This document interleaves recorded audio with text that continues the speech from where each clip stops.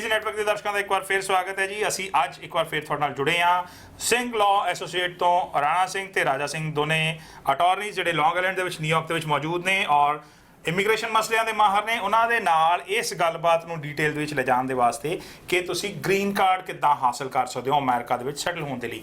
ਪਿਛਲੇ ਐਪੀਸੋਡ 'ਚ ਅਸੀਂ ਗੱਲ ਕੀਤੀ ਸੀ ਅਸਾਈਲਮ ਦੇ ਜ਼ਰੀਏ ਅਮਰੀਕਾ ਦੇ ਵਿੱਚ ਪਹੁੰਚਣ ਦੀ। ਗ੍ਰੀਨ ਕਾਰਡ ਲੈਣ ਦੇ ਵਾਸਤੇ ਕਿੰਨੇ ਕੁ ਰਾਸਤੇ ਨੇ? ਪਹਿਲਾਂ ਰਾਜਾ ਭਾਜੀ ਇਹ ਦੱਸੋ ਸਾਨੂੰ। ग्रीन कार्ड ਦੇ ਲੈਣ ਵਾਸਤੇ ਹੈਗੇ ਬਹੁਤ ਸਾਰੇ ਰਾਸਤੇ। ਪਹਿਲਾਂ ਮੈਂ ਤੁਸੀਂ ਕਹਿੰਦੇ ਅਸਾਈਲਮ ਜਿਵੇਂ ਅਸੀਂ ਪਿਛਲੀ ਵੀਕ ਤੱਕ ਡਿਸਕਸ ਕੀਤਾ ਸੀਗਾ, ਕੋਈ ਇੱਕ ਰਾਸਤਾ ਹੈ। ਹਾਂਜੀ, that's one way। ਦੂਸਰਾ ਰਾਸਤਾ ਹੈਗਾ ਤੁਸੀਂ family ਨਾਲ ਅਸੀਂ ਤੁਸੀਂ married to a US citizen, ਤੁਸੀਂ family ਜੇ ਕੋਈ ਹੋਰ family member ਹੈਗੇ that's a citizen, you can come from them, or green card holders ਹੈਗੇ ਜਿਹੜੇ ਤੁਹਾਡੇ blood relative ਨੇ। ਹਾਂਜੀ, blood relatives ਹੈਗੇ, ਤੁਸੀਂ ਉਹਦੇ ਨਾਲ ਆ ਸਕਦੇ for the US। ਇੱਕ ਹੋਰ ਆਪਸ਼ਨ ਹੈਗੇ ਕਹਿੰਦੇ ਆ it's a U visa। ਇਹਦਾ ਮਤਲਬ that you're a victim of a crime, ਤੇ ਉਹਦੇ ਨਾਲ ਤੁਸੀਂ USA green card ਮਿਲ ਸਕਦਾ। ਤੀਸਰੀ ਆਪਸ਼ਨ ਹੈ ਇੱਕ ਹੋਰ ਵੀ ਹੈਗੀ is VAWA, ਜਿਵੇਂ Violence Against Women's Act, but meaning that ਤੁਸੀਂ you're a battered spouse, ਤੁਸੀਂ domestic violence ਦੀ victim ਹੈਗੇ, ਉਹਦੇ ਨਾਲ ਵੀ green card ਵੀ ਆ ਸਕਦਾ। ਔਰ ਜੇ ਕੋਈ ਬੰਦਾ ਕੰਮਕਾਰ ਦੇ ਜ਼ਰੀਏ ਆਉਣਾ ਚਾਹੁੰਦਾ ਹੈ, ਬਿਜ਼ਨਸ ਇਨਵੈਸਟਮੈਂਟ ਕਰਨਾ ਚਾਹੁੰਦਾ, ਉਹਦੇ ਵੀ ਰਸਤੇ ਹੈਗੇ ਨੇ। ਹਾਂਜੀ, ਉਹਦੇ ਰਾਸਤੇ ਬਹੁਤ ਸਾਰੇ ਰਾਸਤੇ ਹੈਗੇ for investors visas, work visas, ਉਹ ਵੀ ਸਾਰੇ ਆਪਸ਼ਨਸ ਵੀ ਹੈਗੇ। Alright, so let's go one by one. Asylum ਸਭ ਤੋਂ ਵੱਡਾ ਇਸ਼ੂ ਜਿਹੜਾ ਅਸੀਂ ਪਿਛਲੇ ਐਪੀਸੋਡ ਦੇ ਵਿੱਚ ਲਗਾਤਾਰ ਡਿਸਕਸ ਕੀਤਾ ਸੀ, ਉਹਦੇ ਜ਼ਰੀਏ ਗ੍ਰੀਨ ਕਾਰਡ ਲਿਆ ਜਾ ਸਕਦਾ ਹੈ। ਔਰ ਉਸ ਤੋਂ ਇਲਾਵਾ ਹੋਰ ਕਿਹੜੇ ਰਾਸਤਿਆਂ ਦੀ ਅਸੀਂ ਗੱਲ ਕਰੀਏ ਜਿਹੜੇ ਪੰਜਾਬੀ ਕਮਿਊਨਿਟੀ ਜਾਂ ਇੰਡੀਅਨ ਕਮਿਊਨਿਟੀ ਜ਼ਿਆਦਾ ਰਸਤਾ ਅਪਣਾ ਰਹੀ? ਹਾਂਜੀ, ਸੋ ਅਸਾਮ ਦੇ ਬਾਅਦ ਤੁਸੀਂ ਤੁਹਾਨੂੰ ਨਹੀਂ ਮਿਲਦੀ ਹੈ ਔਰ ਤੁਹਾਡੀ ਅਸਾਮ ਦੀ ਆਪਸ਼ਨ ਨਹੀਂ ਬਣਦੀ ਹੈਗੀ ਹੈ, maybe your over the deadline or something, ਜੋ ਵੀ reasons ਹੈਗੇ ਆ। So the second best options ਹੈਗੇ is of course as an immediate relative ਕਹਿੰਦੇ ਆ of a US citizen। ਤੁਹਾਡੇ ਸਕੇ ਭੈਣ ਭਰਾ? ਹਾਂਜੀ, so father mother it's ਉਹਦੇ ਹੁੰਦੇ ਆ ਤੁਸੀਂ ਤੁਹਾਡਾ spouse, so whether your husband wife, okay, ਤੁਹਾਡੇ kids under 21, okay, and your parents। ਭੈਣ ਭਰਾ ਨਹੀਂ ਕਰ ਸਕਦੇ? ਭੈਣ ਭਰਾ ਦੀ ਆਪਸ਼ਨ ਹੁੰਦੀ ਹੈ, but that's another category। okay, ਉਹ consider ਨਹੀਂ ਕਰਦੇ as immediate relative। ਆਲਰਾਈਟ, ਸੋ ਬੇਸ਼ੱਕ ਉਹ ਬਲੱਡ ਰਿਲੇਸ਼ਨ ਆਪਾਂ ਇੰਡੀਆ 'ਚ ਗਿਣਦੇ ਹੋਈਏ, ਪਰ ਇਮੀਡੀਏਟ ਰਿਲੇਟਿਵ ਦੇ ਤੌਰ ਤੇ ਤੁਹਾਨੂੰ ਗ੍ਰੀਨ ਕਾਰਡ ਦੇ ਵਾਸਤੇ ਤੁਹਾਡੇ ਬੱਚੇ, ਤੁਹਾਡੀ ਵਾਈਫ ਜਾਂ ਤੁਹਾਡੇ ਪੈਰੈਂਟਸ ਜਿਹੜੇ ਨੇ ਉਹ ਸਪਾਂਸਰ ਕਰ ਸਕਦੇ ਆ US citizen। ਰਾਈਟ, ਔਰ ਇਸ ਤੋਂ ਇਲਾਵਾ ਹੋਰ ਕੈਟੇਗਰੀਜ਼, ਅਦਰ ਫੈਮਿਲੀ ਪ੍ਰੈਫਰੈਂਸਸ ਔਰ ਕੈਟੇਗਰੀਜ਼ ਹੈ? ਹਾਂਜੀ, ਦੂਸਰੀ ਪ੍ਰੈਫਰੈਂਸ ਹੁੰਦੀ ਹੈ is if you are a citizen, to see you can apply for your children who are over 21, whether they're married or unmarried, and your siblings, so your brother, sister, ਜੋ ਵੀ ਹੈਗੇ। so ਇਹ different category ਹੈ? ਹਾਂਜੀ ਹਾਂਜੀ, ਜਿਹਨਾਂ ਨੂੰ ਤੁਸੀਂ ਬੁਲਾ ਸਕਦੇ ਹੋ। ਹਾਂਜੀ, ਉਹਦੇ ਨਾਲ ਵੀ ਹੁੰਦਾ is if you're a green card holder, you can also apply for your children under 21। so ਇਹ ਦੋਨੋਂ ਕੈਟੇਗਰੀਜ਼ ਦੇ ਫਰਕ ਹੋਣ ਦਾ ਕਾਰਨ ਕੀ ਹੈ? ਦੋਨਾਂ ਦੇ ਪ੍ਰੋਸੈਸ ਡਿਫਰੈਂਟ ਨੇ, ਡਾਕੂਮੈਂਟੇਸ਼ਨ ਡਿਫਰੈਂਟ ਹੈ? Process is very different. Process is almost the same, but the time hunda process now is very different. Just to see immediate relative hunde na, that time span is very quick. Almost 6 minutes within 1 year to see ਇੱਥੇ ਆ ਸਕਦੇ ਆ, ਤੁਹਾਡਾ green card ਮਿਲ ਸਕਦਾ ਆਪਣੇ ਬੱਚਿਆਂ ਨੂੰ ਜਾਂ ਪੈਰੈਂਟਸ ਨੂੰ। ਹਾਂਜੀ, ਐਗਜ਼ੈਕਟਲੀ, ਜਾਂ ਆਪਣੀ ਵਾਈਫ ਤੇ ਹਸਬੰਡ ਨੂੰ ਬੁਲਾ ਸਕਦੇ ਬੇਸਿਕਲੀ। ਹਾਂਜੀ, ਸੋ ਜੇ ਤੁਸੀਂ ਭੈਣ ਭਰਾ ਹੋ ਤਾਂ ਉਹ ਟਾਈਮ ਜ਼ਿਆਦਾ ਲੰਬਾ ਜਾਏਗਾ। ਜੇ ਤੁਸੀਂ ਭੈਣ ਭਰਾ ਨੂੰ ਬੁਲਾਉਂਦੇ ਆ ਉਹਦੇ ਨਾਲ there's a waiting period, generally ਲੱਗ ਜਾਂਦੇ ਆ 12 to 14 years is the wait period for ਜੇ ਤੁਸੀਂ sister ਨੂੰ brother ਨੂੰ ਬੁਲਾਉਣਾ। so 12 to 14 years। ਸੋ ਜਿਹਨੂੰ 2030 ਚ ਬੁਲਾਉਣਾ ਉਹਨਾਂ ਲਈ ਹੁਣ ਅਪਲਾਈ ਕਰ ਦਿਓ। ਐਗਜ਼ੈਕਟਲੀ, ਹਾਂਜੀ। ਆਲਰਾਈਟ, ਹਾਂਜੀ, ਹੁਣ ਦੀ ਡੇਟ ਹੋ ਰਹੀ ਹੈ is 2005 ਦੇ ਵਿੱਚ ਸ਼ੁਰੂ ਹੋ ਰਹੀ ਹੈ। ਜੋ ਬੰਦੇ ਨੇ 2005 ਦੇ ਵਿੱਚ ਅਪਲਾਈ ਕਰ ਰਿਹਾ ਐਜ਼ ਅ ਸਿਬਲਿੰਗਸ, ਉਹਨਾਂ ਦੀ ਡੇਟ ਹੁਣ ਐਕਸੈਪਟ ਹੋ ਰਹੀ ਹੈ। ਓਕੇ, ਸੋ 14 ਸਾਲ ਦਾ ਫਰਕ, ਉਹੀ ਗੱਲ ਹੋ ਗਈ ਅੰਦਾਜ਼ਨ। ਔਰ ਇੱਕ ਇਸ ਵੱਲਾਂ ਕਿ ਅਸੀਂ ਵਿਕਟਮਸ ਵੱਲ ਜਾਈਏ ਜਾਂ ਵਾਵਾ ਵੱਲ ਜਾਈਏ, ਥੋੜੀ ਜਿਹੀ ਡਿਟੇਲ ਮੈਨੂੰ ਦੱਸੋਗੇ ਥੋੜਾ ਜਿਹਾ ਕਿ ਇਨਵੈਸਟਰ ਜਾਂ ਕੰਮ ਦੇ ਹਿਸਾਬ ਨਾਲ ਗ੍ਰੀਨ ਕਾਰਡ ਮਿਲਣ ਦੇ ਰਸਤੇ ਕੀ ਹੈਗੇ? ਉਹ ਆਪਸ਼ਨਸ ਹੈਗੇ ਬੇਸਿਕਲੀ ਕਹਿੰਦੇ ਇਸ ਅਪਾਇੰਟਮੈਂਟ ਵੀਜ਼ਾਸ, ਰਾਈਟ। ਉਹਦੇ ਨਾਲ ਸਾਨੂੰ 5 ਆਪਸ਼ਨਸ ਹੁੰਦੇ ਆ। EB stands for employment based, and you have EB1, EB2, 3, 4, 5. The most common ਹੈਗਾ is EB3 and EB5 ਨੂੰ ਕਹਿੰਦੇ ਆ। ਔਰ ਜੋ ਦੋਨੋਂ ਹੈਗੇ is investment visas। ਜੋ EB5 ਦਾ ਹੁੰਦਾ, ਤੁਸੀਂ ਜੋ ਵੀ ਕੰਟਰੀ ਚ ਆਉਂਦੇ ਆ, ਤੁਸੀਂ ਇੱਥੇ ਆ ਕੇ you invest from anywhere from $500,000 to $1 million to grow the US economy, and 10 ਬੰਦਿਆਂ ਨੂੰ ਤੁਸੀਂ ਹਾਇਰ ਕਰਦੇ ਆ, ਉਹਨਾਂ ਨੂੰ ਜੌਬ ਦਿੰਦੇ ਆ, ਉਹਨਾਂ ਦੀ ਬੈਨੀਫਿਟ ਕਰਦੇ ਆ। ਸੋ ਇੰਡੀਅਨ ਕਰੰਸੀ ਦਾ 3.5 ਤੋਂ 6.5 ਕਰੋੜ ਦੇ ਵਿੱਚ ਇਨਵੈਸਟਮੈਂਟ ਤੁਸੀਂ ਕਰਦੇ ਹੋ। ਹਾਂਜੀ। ਉਹਦੇ ਵਿੱਚ ਜਾ ਕੇ ਇੱਥੇ ਤੁਸੀਂ ਕੰਮ ਸ਼ੁਰੂ ਕਰਦੇ ਹੋ, ਬਿਜ਼ਨਸ ਸ਼ੁਰੂ ਕਰਕੇ 10 ਅਮਰੀਕਨਸ ਨੂੰ ਨੌਕਰੀ ਦਿੰਦੇ ਹੋ, ਤਾਂ ਸਰਕਾਰ ਕਹਿੰਦੀ ਆ ਕਿ ਤੁਸੀਂ ਸਾਡੇ ਕੋਲ ਆ ਕੇ ਸਾਡੀ ਇਕਨੋਮੀ ਦੇ ਵਿੱਚ ਤਰੱਕੀ 'ਚ ਹਿੱਸਾ ਪਾਇਆ ਤਾਂ ਸਾਡੇ ਸ਼ਹਿਰੀ ਬਣ ਜਾਓ। ਐਗਜ਼ੈਕਟਲੀ ਉਹੀ ਰੀਜ਼ਨ ਹੈ ਤੁਸੀਂ ਉਹਦੇ ਨਾਲ ਤੁਸੀਂ ਤੁਹਾਡੀ ਫੈਮਿਲੀ ਵੀ ਬੁਲਾ ਸਕਦੇ ਹੋ ਐਂਡ ਜੋ ਵੀ ਤੁਹਾਡੀ ਇਮੀਡੀਏਟ ਫੈਮਿਲੀ ਹੁੰਦੇ ਆ and they can also come with you and they can also get the green ਉਹ ਸ਼ਾਇਦ ਸਭ ਤੋਂ ਸਮੂਥ ਰਸਤਾ ਹੈ ਕਿਉਂਕਿ ਤੁਸੀਂ ਆਲਰੇਡੀ ਪੈਸਾ ਇਨਵੈਸਟ ਕਰ ਦਿੱਤਾ ਹੈ। ਸਮੂਥ ਰਸਤਾ ਹੈਗਾ ਬਟ ਉਹਦੇ ਵਾਸਤੇ ਇਨਵੈਸਟਮੈਂਟ ਦਾ ਅਮਾਉਂਟ ਬਹੁਤ ਵੱਡਾ ਹੈ। ਸੋ ਜੇ ਤੁਹਾਡੇ ਕੋਲ ਚੰਗਾ ਪੈਸਾ ਹੈਗਾ ਆ ਤਾਂ ਤੁਸੀਂ ਇੱਕ ਪ੍ਰੋਪਰ ਲੀਗਲ ਢੰਗ ਦੇ ਨਾਲ ਅਮਰੀਕਾ 'ਚ ਆ ਕੇ ਸੈਟਲ ਹੋਣ ਦੇ ਲਈ ਇਸ ਰਸਤੇ ਤੋਂ ਆ ਸਕਦੇ ਹੋ। ਪਰ ਇੱਕ ਹੋਰ ਰਸਤਾ ਹੈ ਜਿਹੜਾ ਯੂ ਵੀਜ਼ਾ ਵਿਕਟਮ ਦੀ ਗੱਲ ਤੁਸੀਂ ਕੀਤੀ ਸੀ, ਉਹਦੇ 'ਚ ਕਿੱਦਾਂ ਦੀ ਕੈਟੇਗਰੀ ਆਉਂਦੀ ਹੈ? ਉਹਦੀ ਮਤਲਬ ਮੀਨਿੰਗ ਬਹੁਤ ਸਾਰੇ ਲੋਕ ਜਾਣਦੇ ਨਹੀਂ ਯੂ ਵੀਜ਼ਾ ਦੀ ਜਿਹੜੀ ਅਵੇਲੇਬਿਲਿਟੀ ਹੈਗੀ ਆ। ਸਾਰੇ ਸੋਚਦੇ ਮੈਂ ਵੀ ਸ਼ਾਇਦ ਬਹੁਤ ਰੇਅਰ ਸੁਣਿਆ ਇਹਦੇ ਬਾਰੇ। ਹਾਂਜੀ, ਸੋ ਸਾਰੇ ਲੋਕ ਸੋਚਦੇ ਆ ਮੈਂ ਇੱਥੇ ਮੇਰੀ ਕੋਈ ਸਟੇਟਸ ਹੈ ਨਹੀਂ, ਹਾਂ, ਮੈਂ ਗ੍ਰੀਨ ਕਾਰਡ ਕਿਵੇਂ ਲੈ ਸਕਦਾ? ਜੇ ਤੁਸੀਂ ਵਿਕਟਮ ਦੀ ਕ੍ਰਾਈਮ ਹੋ ਸੀ, ਕੋਈ ਮਗਿੰਗ ਹੋਈ, ਅਸੌਲਟ ਹੋਈ, ਰੌਬਰੀ ਹੋਈ, ਇਹ ਸਾਰੀ ਚੀਜ਼ਾਂ ਨਾਲ you can actually go to the US government, ਕਹਿ ਸਕਦੇ ਆ I am a victim of this crime explain karke. Okay. Or then now you have to work with the law enforcement now kam karke to make sure you capture or make an arrest of the person that ਸੋ ਉਹ America 'ਚ ਹੋਈ ਹੋਣੀ ਚਾਹੀਦੀ ਤੁਹਾਡੇ ਨਾਲ ਜਿਹੜੀ violence ਹੈ। ਹਾਂਜੀ ਹਾਂਜੀ, ਜਿਹੜੀ crime ਹੁੰਦੀ ਹੈ has to commit here in the US. ਸੋ ਝੂਠ ਨਹੀਂ ਮਾਰ ਸਕਦੇ ਕੋਈ ਫੇਕ ਕਾਗਜ਼ ਜਾਂ ਫੇਕ FIR ਇੰਡੀਆ ਤੋਂ ਲਿਆ ਕੇ। ਨਹੀਂ ਇੱਥੇ ਹੋਣੀ ਪੈਣੀ ਹੈ। you have to cooperate. ਇਹਨੂੰ ਅਸੀਂ ਇਨਸੀਡੈਂਟਲ ਵੀਜ਼ਾ ਕਹਿ ਸਕਦੇ ਹਾਂ ਕਿਉਂਕਿ ਇਹ ਪ੍ਰੀ ਪਲਾਨਡ ਨਹੀਂ ਹੈ। ਪਰ ਇਹਦੇ ਵਿੱਚ ਜੇ ਤੁਸੀਂ ਅਮਰੀਕਾ 'ਚ ਆਏ ਹੋ, ਤੁਸੀਂ ਬੇਸ਼ੱਕ ਐਜ਼ ਅ ਵਿਜ਼ਿਟਰ ਆਏ ਹੋ, ਤੁਹਾਡੇ ਨਾਲ ਜੇ ਕੋਈ ਗੁਨਾਹ ਹੋਇਆ ਆ, ਤੁਸੀਂ ਕਿਸੇ ਗੁਨਾਹ ਦੇ ਵਿਕਟਮ ਹੋ ਔਰ ਪੁਲਿਸ ਕੇਸ ਫਾਈਲ ਕਰਕੇ ਉਹ ਸਾਬਤ ਕਰ ਦਿੰਦੇ ਕਿ ਹਾਂ ਤੁਹਾਡਾ ਵਿਕਟਮਾਈਜੇਸ਼ਨ ਹੋਇਆ ਆ, ਤਾਂ ਤੁਸੀਂ ਵੀਜ਼ਾ ਲੈ ਸਕਦੇ ਹੋ ਤੇ ਤੁਹਾਨੂੰ ਗ੍ਰੀਨ ਕਾਰਡ ਉਹਦਾ ਮਿਲੇਗਾ। ਪਰ ਦੂਜੇ ਪਾਸੇ ਬਹੁਤ ਸਾਰੇ ਲੋਕ ਐਸੇ ਨੇ ਜਿਹੜੇ ਸਪੈਸ਼ਲੀ ਔਰਤਾਂ ਜਿਹੜੀਆਂ ਇੰਡੀਆ ਦੇ ਵਿੱਚ ਡੋਮੈਸਟਿਕ ਵਾਇਲੈਂਸ ਦੀਆਂ ਸ਼ਿਕਾਰ ਨੇ ਜਾਂ ਉਹਨਾਂ ਨੂੰ ਵਿਆਹ ਕਰਾ ਕੇ ਇੱਥੇ ਲਿਆਂਦਾ ਗਿਆ, ਇੱਥੇ ਡੋਮੈਸਟਿਕ ਵਾਇਲੈਂਸ ਦੇ ਸ਼ਿਕਾਰ ਨੇ, ਤਾਂ ਕਿਹਦੇ ਕੋਲ ਰਸਤਾ ਹੈ ਅਮਰੀਕਾ ਸੈਟਲ ਹੋਣ ਦਾ? ਉਹ ਵੀ same it's very similar to your visa ਹੁੰਦਾ। ਜੇ ਤੁਸੀਂ ਇੱਥੇ ਆ ਕੇ through marriage and ਤੁਹਾਡਾ spouse ਹੁੰਦਾ, whether you are a woman or a male, ਦੋਨੋਂ ਨੂੰ apply ਕਰਦਾ। and ਇੱਥੇ ਆ ਕੇ ਤੁਹਾਡੀ domestic violence ਦੇ charges ਹੈਗੇ ਆ, ਤੁਹਾਡੀ emotionally ਤੁਸੀਂ suffer ਕਰਦੇ ਆ, ਤੁਸੀਂ ਇੱਥੇ ਹੁੰਦੇ ਤੁਸੀਂ ਇੱਥੇ ਆ ਕੇ your family doesn't allow you to leave. They keep you inside the house because you can't be social. Things like that are emotional suffering. Physical harm, husband or wife no marda. Things like that is a way for you to get a green card. Okay, Rana ਭਾਜੀ ਨੇ ਜਿਹੜੀ ਗੱਲ ਕਹੀ ਹੈ ਉਹਦੇ ਵਿੱਚ ਕੁਝ ਬਰੀਕ ਚੀਜ਼ਾਂ ਨੋਟ ਕਰਨ ਵਾਲੀਆਂ ਨੇ, ਮੈਂ ਥੋੜੇ ਹੋਰ ਡਿਟੇਲ ਦੇ ਵਿੱਚ ਜਾਊਂਗਾ। ਇਹਨਾਂ ਨੇ ਵਾਇਲੈਂਸ ਦੀ ਗੱਲ ਕੀਤੀ ਹੈ। ਜੇ ਤੁਸੀਂ ਉੱਥੋਂ ਵਿਆਹ ਕਰਕੇ ਇੱਥੇ ਆਏ ਹੋ, ਚਾਹੇ ਤੁਸੀਂ ਮੁੰਡਾ ਹੋ ਚਾਹੇ ਕੁੜੀ ਹੋ, ਤੁਹਾਡੇ ਪਰਿਵਾਰ 'ਚੋਂ ਵੀ ਕੋਈ ਤੁਹਾਡੇ 'ਤੇ ਹੱਥ ਚੁੱਕ ਰਿਹਾ ਜਾਂ ਬੇਸ਼ੱਕ ਤੁਹਾਡਾ ਸਪਾਊਸ, ਤੁਹਾਡਾ ਹਸਬੈਂਡ ਜਾਂ ਵਾਈਫ ਤੁਹਾਡੇ 'ਤੇ ਹੱਥ ਚੁੱਕ ਰਿਹਾ ਆ, ਤਾਂ ਤੇ ਤੁਸੀਂ ਜਾ ਕੇ ਪੁਲਿਸ ਕੋਲ ਅਪੀਲ ਕਰ ਹੀ ਦਿਓ। ਤੁਹਾਨੂੰ ਉਹਦੇ ਨਾਲ ਵਕੀਲ ਦੇ ਜ਼ਰੀਏ ਅੱਗੇ ਅਪੀਲ ਕਰਕੇ ਤੇ ਤੁਹਾਨੂੰ ਪ੍ਰੋਸੈਸ ਦੇ ਵਿੱਚ ਪਾ ਦਿੱਤਾ ਜਾਏਗਾ ਗ੍ਰੀਨ ਕਾਰਡ ਦੇ। ਪਰ ਇਮੋਸ਼ਨਲ ਸਟ੍ਰੈਸ ਦੀ ਗੱਲ ਤੁਸੀਂ ਕੀਤੀ ਹੈ, ਜ਼ਰੂਰੀ ਨਹੀਂ ਕਿ ਤੁਹਾਨੂੰ ਕੁੱਟਿਆ ਜਾਵੇ, ਪਰ ਤੁਹਾਨੂੰ ਗੰਦੀਆਂ ਗਾਲਾਂ ਕੱਢੀਆਂ ਜਾ ਸਕਦੀਆਂ ਨੇ, ਜਾਂ ਤੁਹਾਨੂੰ ਦਰਵਾਜ਼ਾ ਬੰਦ ਕਰਕੇ ਛੱਡਿਆ ਜਾ ਸਕਦਾ ਹੈ, ਜਾਂ ਤੁਹਾਨੂੰ ਘਰੋਂ ਬਾਹਰੋਂ ਨਿਕਲ ਤੇ ਪਾਬੰਦੀ ਹੋ ਸਕਦੀ ਜੇ ਤੁਸੀਂ ਇਮੋਸ਼ਨਲੀ ਪ੍ਰੈਸ਼ਰ ਦੇ ਅੰਦਰ ਹੋ। ਕਿਆ ਇਹ ਵੀ ਡਿਫਰੈਂਟ ਡਿਫਾਈਨ ਹੁੰਦਾ ਆ? ਡਿਫਰੈਂਸ ਹੁੰਦਾ because you generally ਤੁਸੀਂ among there is physical harm, but physical harm ਦੇ ਨਾਲ ਜ਼ਿਆਦਾ ਵੀ ਹੁੰਦੀ ਹੈ emotional harm, suffering ਜੀ ਹੁੰਦੀ ਹੈ ਬੰਦੇ ਦੀ, because ਉਹਨਾਂ ਦੀ freedom ਨਹੀਂ ਹੈਗੀ ਇੱਥੇ ਆਉਣ ਵਾਸਤੇ। they're always scared and feared of doing the wrong thing, and ਉਹਦੇ ਨਾਲ ਤੁਹਾਡੀ family ਨਾਲ ਕੋਈ problem ਹੋ ਸਕਦੀ ਹੈ।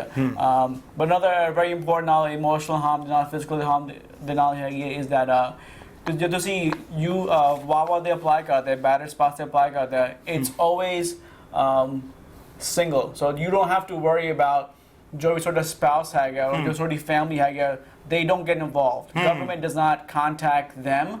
ਤੁਸੀਂ ਇੰਡੀਵਿਜੂਅਲੀ ਕਰਦੇ ਆ। ਸੋ ਤੁਸੀਂ ਸਿਕਿਉਰ ਹੋ ਐਪਲੀਕੇਸ਼ਨ ਫਾਈਲ ਕਰਨ ਲੱਗਿਆ, ਤੁਹਾਨੂੰ ਤੁਹਾਡੇ ਕੇਸ ਨੂੰ ਜਾਂ ਤੁਹਾਨੂੰ ਖੁਦ ਨੂੰ ਤੁਹਾਡਾ ਪਰਿਵਾਰ ਨਹੀਂ ਹਾਰਮ ਕਰ ਸਕੇਗਾ। ਹਾਂਜੀ, ਕੋਈ ਡਰ ਨਹੀਂ ਹੈਗਾ ਅਪਲਾਈ ਕਰਨ ਵਾਸਤੇ। they're not going to come after you and they're not going to go ask them questions because they don't want to cause any conflict or make things worse for someone who is already ਤੁਹਾਡੀ ਜਾਨ ਨੂੰ ਖਤਰਾ ਨਹੀਂ ਖੜਾ ਕਰੇਗੀ। Exactly, basically very important। ਅਸੀਂ ਥੋੜਾ ਜਿਹਾ ਹੋਰ ਡਿਟੇਲ ਦੇ ਵਿੱਚ ਜਾਵਾਂਗੇ। ਬਹੁਤ ਸਾਰੇ ਲੋਕ ਐਸੇ ਵੀ ਹੁੰਦੇ ਨੇ ਜਿਨ੍ਹਾਂ ਨੂੰ ਘੱਟ ਤਨਖਾਹ ਦੇ ਉੱਤੇ ਕੰਮ ਕਰਨ ਲਈ ਲਾ ਦਿੱਤਾ ਜਾਂਦਾ ਤੇ ਉਹ ਵੀ ਇੱਕ ਵਿਕਟਮਾਈਜੇਸ਼ਨ ਦੇ ਵਿੱਚ ਆਉਂਦਾ ਜਾਂ ਨਹੀਂ ਆਉਂਦਾ, ਇਹਦੇ ਬਾਰੇ ਡਿਟੇਲ 'ਚ ਗੱਲ ਕਰਾਂਗੇ। ਛੋਟੀ ਜਿਹੀ ਬ੍ਰੇਕ ਦੇ ਲਈ ਰੁਕਣਾ ਹੈ, ਪਰ ਬ੍ਰੇਕ ਤੋਂ ਪਹਿਲਾਂ ਮੈਂ ਦੱਸ ਦੇਵਾਂ, ਤੁਸੀਂ ਈਮੇਲ ਤੇ ਫੋਨ ਨੰਬਰ ਟੈਕਸਟ ਦੇ ਵਿੱਚ ਉੱਪਰ ਚੱਲਦੇ ਹੋਏ ਦੇਖ ਰਹੇ ਹੋ। ਜੇ ਤੁਸੀਂ ਸਿੰਘ ਲਾਅ ਐਸੋਸੀਏਟ ਨੂੰ ਕੰਟੈਕਟ ਕਰਨਾ ਆ, ਰਾਣਾ ਸਿੰਘ ਹੋਰਾਂ ਨੂੰ, ਰਾਜਾ ਸਿੰਘ ਹੋਰਾਂ ਨੂੰ, ਤਾਂ ਤੁਸੀਂ ਇਹਨਾਂ ਦੇ ਨੰਬਰਸ ਦੇ ਉੱਤੇ ਜਾਂ ਈਮੇਲ ਕਰ ਸਕਦੇ ਹੋ ਤੇ ਤੁਸੀਂ ਇਹਨਾਂ ਦੇ ਕੋਲ ਆ ਕੇ ਆਪਣਾ ਕੇਸ ਡਿਸਕਸ ਕਰ ਸਕਦੇ ਹੋ ਜਾਂ ਓਵਰ ਦ ਫੋਨ ਵੀ ਇਨਫੋਰਮੇਸ਼ਨ ਲੈ ਸਕਦੇ ਹੋ। ਤੇ ਜ਼ਰੂਰ ਇਹਨਾਂ ਨੂੰ ਕੰਟੈਕਟ ਕਰੋ। ਬ੍ਰੇਕ ਤੋਂ ਬਾਅਦ ਅਸੀਂ ਵਾਪਸ ਆ ਕੇ ਹੋਰ ਡਿਟੇਲ ਦੇ ਵਿੱਚ ਜਾਵਾਂਗੇ ਗ੍ਰੀਨ ਕਾਰਡ ਲੈਣ ਦੇ ਕਿਹੜੇ ਢੰਗ ਨੇ।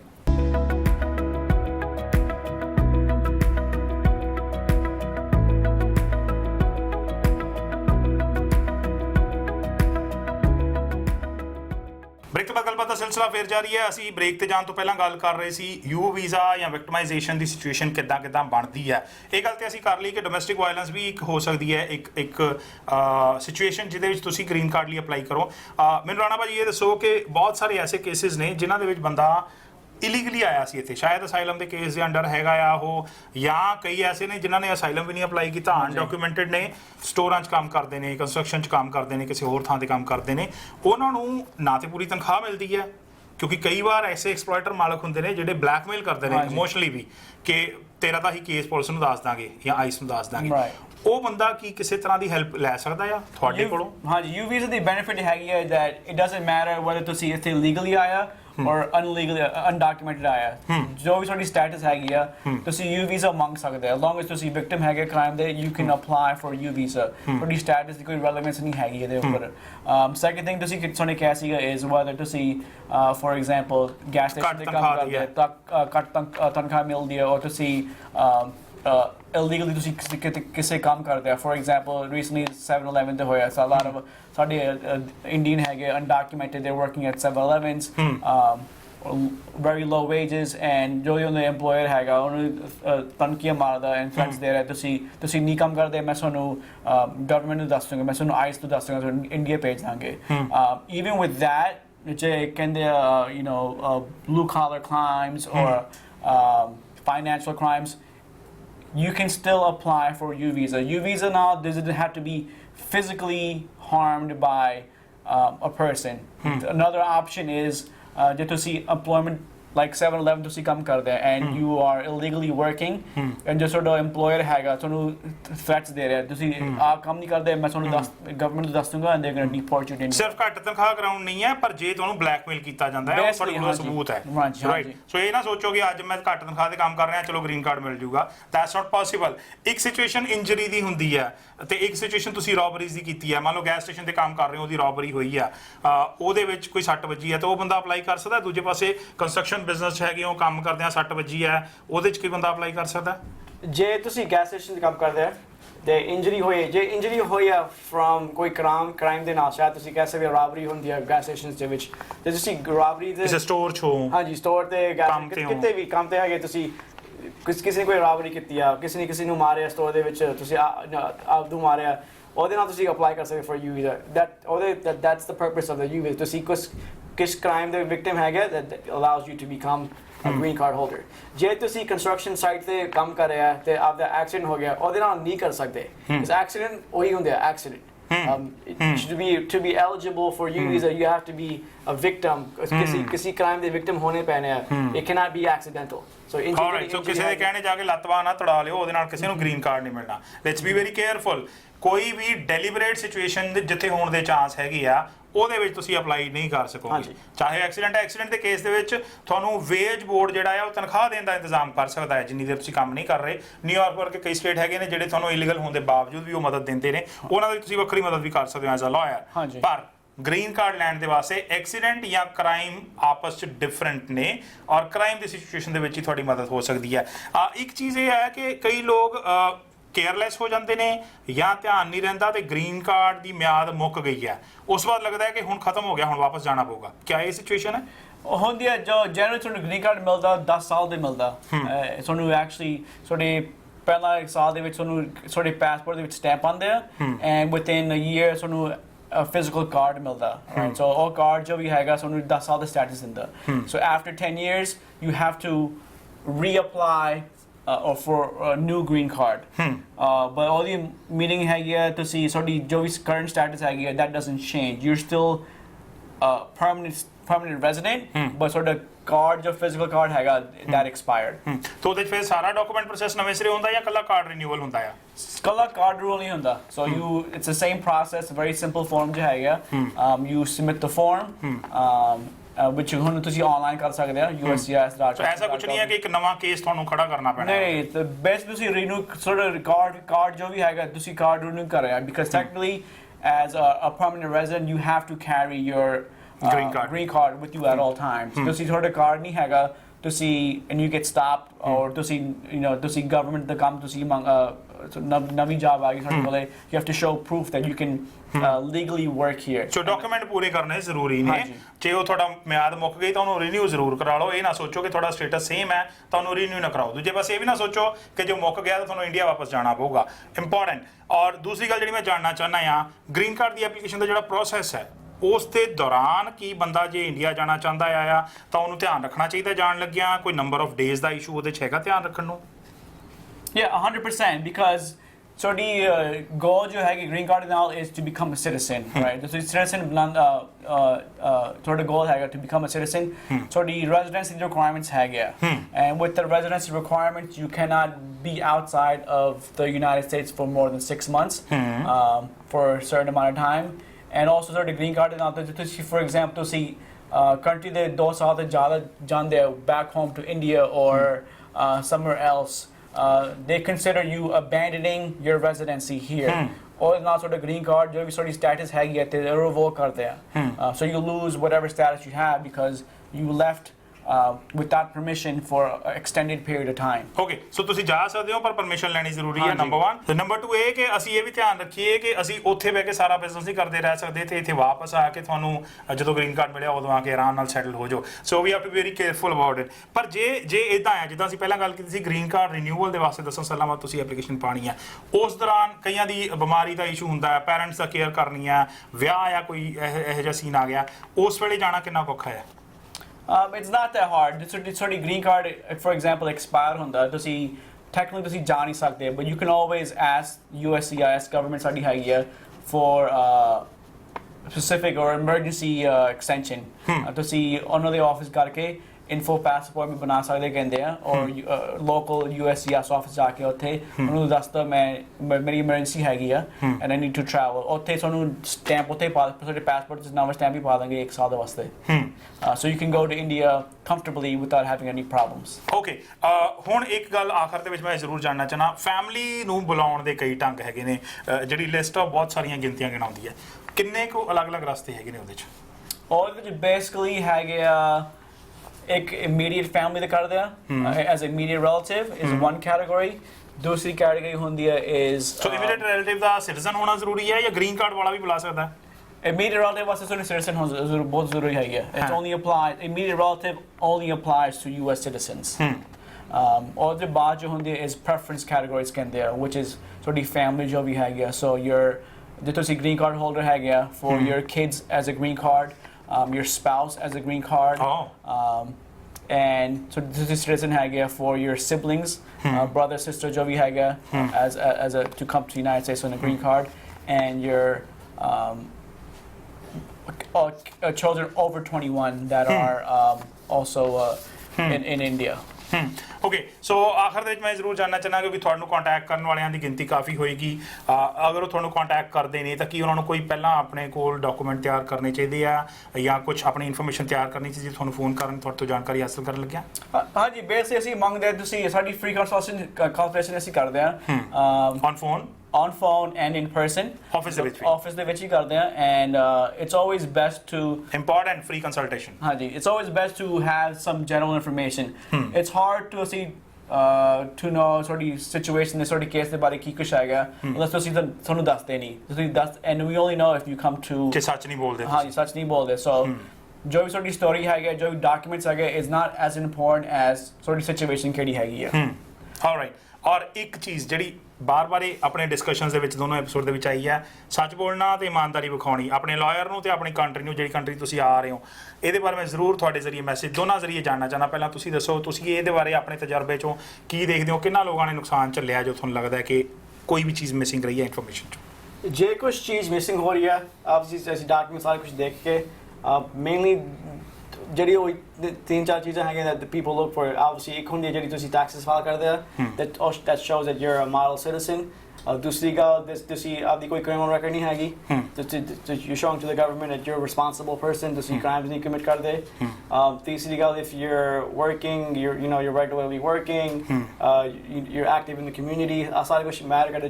ਜੇ ਤੁਸੀਂ ਗੁਰਦੁਆਰੇ ਜਾਂਦੇ ਆ ਜਾਂ ਟੈਂਪਲ, ਸਾਰੀ community ਦੇ ਨਾਲ ਤੁਸੀਂ ਕਹਿ ਸਕਦੇ ਹੋਰ ਬੰਦੇ ਕਹਿ ਸਕਦੇ he's a good person, he's a person of good character, ਉਹਦੇ ਨਾਲ affidavits evidence ਬਣ ਜਾਂਦੇ ਆਪਦੇ ਵਾਸਤੇ ਤੁਸੀਂ ਕਹਿ ਸਕਦੇ this is Community testimonials. to supporting me ਹਾਂਜੀ ਵੈਰੀ ਇੰਪੋਰਟੈਂਟ ਜਿਹੜੀ ਕਮਿਊਨਿਟੀ ਟੈਸਟੀਮੋਨੀਅਲਸ ਦੀ ਤੁਸੀਂ ਗੱਲ ਕੀਤੀ ਆ ਸੋਸ਼ਲ ਸਿਕਿਉਰਿਟੀ ਤੇ ਸੋਸ਼ਲ ਵਰਕ ਦੋਨਾਂ ਦੇ ਵਿੱਚ ਮੈਂ ਫਰਕ ਵੀ ਜਾਨਣਾ ਚਾਹੁੰਦਾ ਸਾਡੇ ਦਰਸ਼ਕਾਂ ਦੇ ਵਾਸਤੇ ਔਰ ਜਦੋਂ ਕਿਸੇ ਕਿਸਮ ਦੀ ਐਪਲੀਕੇਸ਼ਨ ਆਉਣੀ ਗ੍ਰੀਨ ਕਾਰਡ ਦੇ ਵਾਸਤੇ ਕਿਆ ਜਿਹੜੇ ਬੰਦੇ ਇਲੀਗਲ ਸਟੇਟਸ ਤੋਂ ਆ ਰਹੇ ਆ ਅਸਾਈਲਮ ਤੋਂ ਆ ਰਹੇ ਉਹਨਾਂ ਦੇ ਕੋਲ ਸੋਸ਼ਲ ਸਿਕਿਉਰਿਟੀ ਦੀ ਆਪਣੇ ਵਰਕ ਦਾ ਰੈਕੋਰਡ ਹੋਣਾ ਚਾਹੀਦਾ ਆ ਉਹਦਾ ਕੁਝ ਫਾਇਦਾ ਹੁੰਦਾ ਆ ਦੂਜਾ ਜਿਹੜੀ ਭਾਜੀ ਨੇ ਗੱਲ ਕੀਤੀ ਹੈ ਸੋਸ਼ਲ ਟੈਸਟੀਮੋਨੀਅਲ ਜਿਹੜਾ ਬੰਦਾ ਇੱਥੇ ਆ ਗਿਆ ਕਿ ਉਹ ਖੁਦ ਨੂੰ ਵੋਲੰਟੀਅਰ ਕਰੇ ਸਰਕਾਰੀ ਕੰਮਾਂ ਦੇ ਵਿੱਚ ਜਾਂ ਵੋਲੰਟੀਅਰ ਵਰਕਸ ਦੇ ਵਿੱਚ ਮਦਦ ਕਰਨ ਦੇ ਵਾਸਤੇ ਉਹਦਾ ਕੁਝ ਫਾਇਦਾ ਹੋਏਗਾ ਬਹੁਤ ਫਾਇਦਾ ਹੁੰਦਾ ਬਿਕਾਜ਼ ਉਹਦੇ ਨਾਲ ਤੁਸੀਂ ਸ਼ੋ ਕਰ ਰਹੇ ਹੋ ਤੁਸੀਂ as you are as a ਕਹਿੰਦੇ model US citizen ਜੋ ਵੀ ਸਾਡੇ American citizens ਇੱਥੇ ਹੈਗੇ ਆ they live with the community they help to grow the community whether it's the Indian community ਹੈਗੀ ਆ or American community ਹੈਗੀ ਆ